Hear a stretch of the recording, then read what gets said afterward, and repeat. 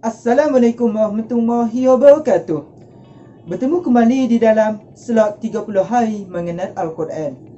Pada hari yang mulia ini, di dalam bulan yang penuh berkat ini, pada hari ini, saya ingin berkongsi tentang sedikit berkenaan tadabbur juzuk yang ke-22. Jika kita melihat di dalam juzuk yang ke-22, kita akan perhatikan terdapat 4 surah di dalam juzuk ini. Surah yang pertama adalah surah Al-Ahzab, bermula daripada ayat yang 31 hingga ke 73 dan diikuti dengan surah Saba daripada ayat 1 hingga ke 54 dan diikuti dengan surah Fatir daripada ayat 1 hingga ke 45 dan diakhiri dengan surah Yasin daripada ayat 1 hingga ke 27. Ini adalah 4 surah yang akan saya kongsikan sedikit tentang informasi yang terdapat di dalam surah ini. Marilah kita mendengar perkongsian tentang surah Al-Ahzab terlebih dahulu. Di dalam surah Al-Ahzab terdapat banyak perintah dan kisah-kisah yang telah di-highlightkan oleh Allah Subhanahu Wa Taala kepada diri kita. Antara kisah dan perintah yang telah di-highlightkan Allah ini, antaranya kisah adalah perintah Allah SWT kepada isteri-isteri Rasulullah SAW agar terus memelihara syariat Allah yang diturunkan kepada mereka, yang mana bertujuan untuk menjaga nama baik Rasulullah SAW. Jika kita perhatikan, syariat di sini adalah bermaksud menjaga maruah isteri-isteri Rasulullah SAW agar keturunan atau nasab baginda sentiasa terpelihara daripada tercela akibat daripada perkara-perkara yang boleh merosakkan keturunan itu sendiri.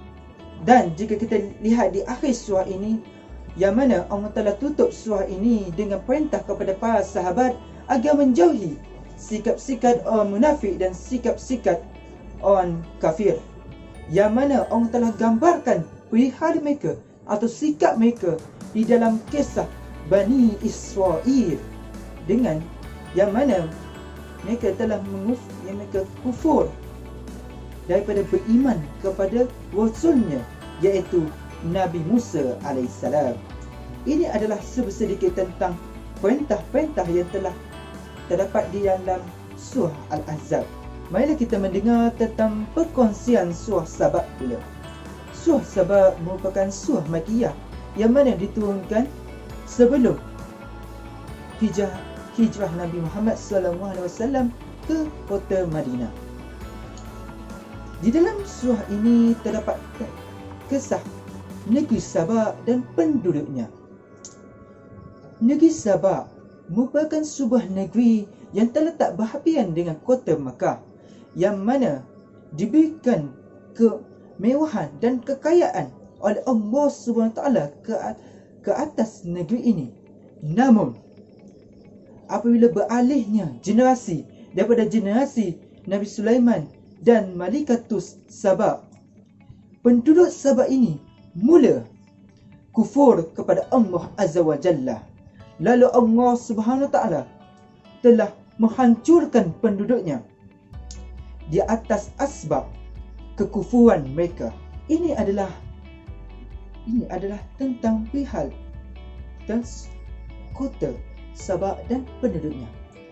Mari kita mendengar tentang kisah-kisah yang terdapat di dalam surah Saba. Antara kisah yang saya ingin petik di dalam surah Saba ialah berkenaan penceritaan oleh Allah Subhanahu Wa Taala berkenaan kisah dua kelompok yang mana diberikan kemewahan dan kekayaan oleh Allah Subhanahu Wa Taala, tetapi kemewahan dan kekayaan ini mempunyai respon yang berbeza bagi setiap kelompok ini.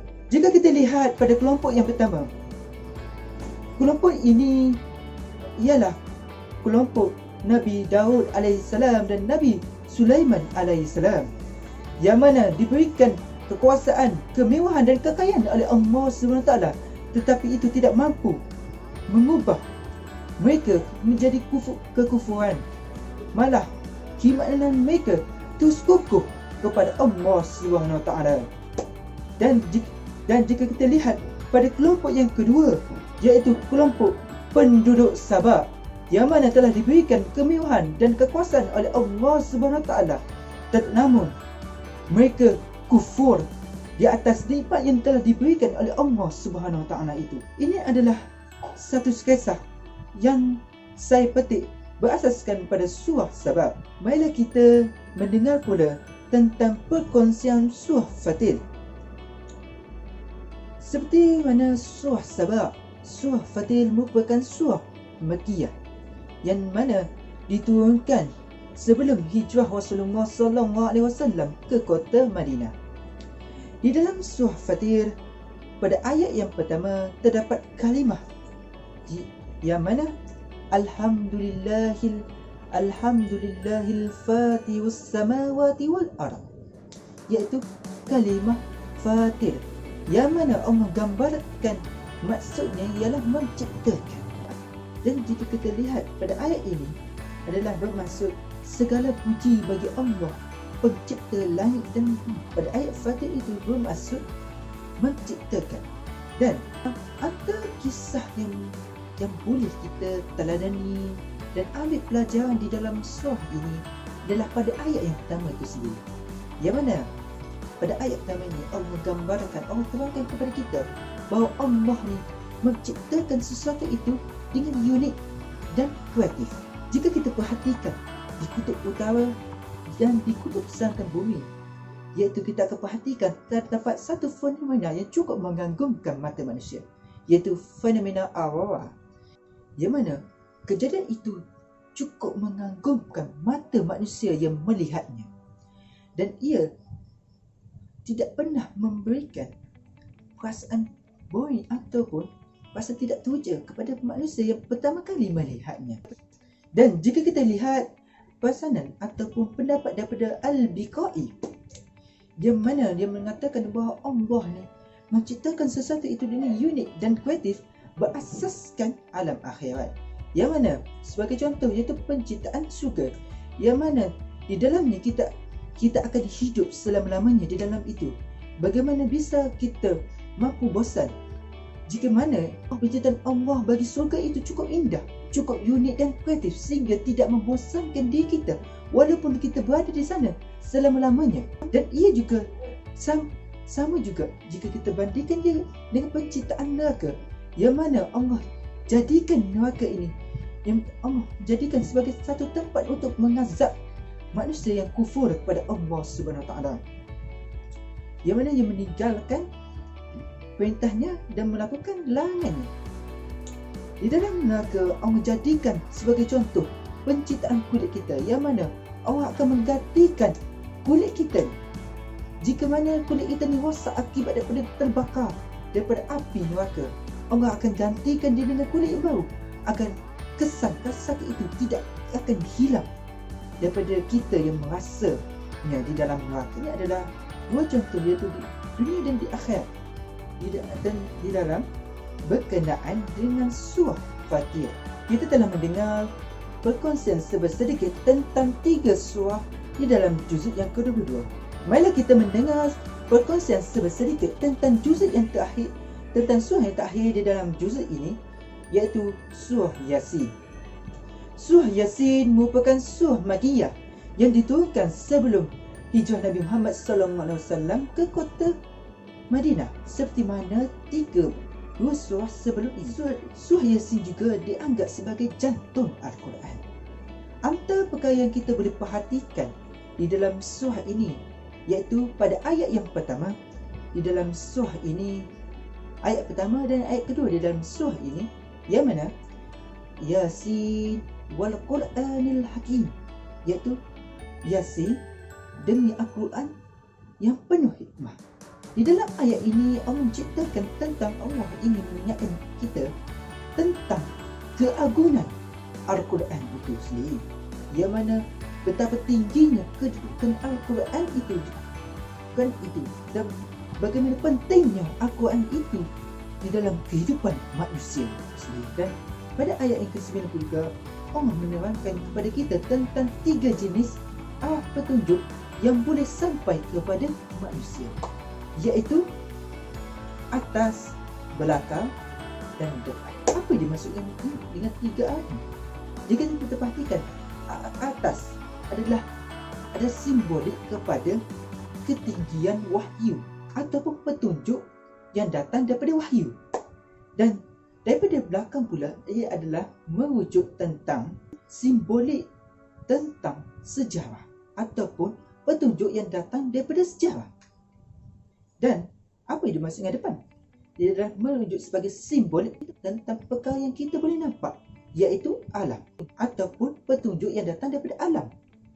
Ini adalah 3 jenis petunjuk yang digambarkan oleh Allah SWT kepada kita. 3 petunjuk ini, jika kita lihat di dalam surah ini sendiri, dalam surah Yasin, pada awal ayat, pada awal-awal surah ini, Allah menerangkan tentang petunjuk yang pertama, iaitu atas, yang bermaksud ketinggian wahyu kan. Dan pada ayat pertama tadi, kita tahu bahawa ayat pertama Allah menerangkan tentang keagungan Al-Quran. Ini adalah related atau satu sama lain dengan jenis petunjuk atas. Dan apa dimaksud dengan petunjuk di bahagian belakang pula? Dalam surah ini. Dan pada surah ini, jika kita perhatikan di pertengahan surah ini, iaitu terdapatnya tentang kisah tentang 3 orang rasul yang mana mereka ni berdakwah kepada Ashabul Qaryah. Tetapi Ashabul Qaryah ini telah mendustakan mereka dan menolak mereka. Bahkan mereka mengancam akan membunuh 3 orang rasul ini jika mereka tidak berhenti daripada menyampaikan dakwah mereka. Lalu Allah datangkan seorang pemuda daripada hujung kota yang membenarkan keimanan 3 orang rasul ini. Tetapi dan pada masa sama, dia juga mengajak Ashabul Qaryah ini untuk beriman bersamanya kepada 3 orang rasul ini. Tapi namun pemuda itu telah mati syahid akibat daripada keinginannya untuk mengajak Ashabul Qaryah ini untuk beriman kepada 3 orang rasul ini, iaitu beriman kepada Allah SWT. Ini adalah sedikit tentang perkongsian di dalam surah Yasin di dalam juzuk yang ke-22.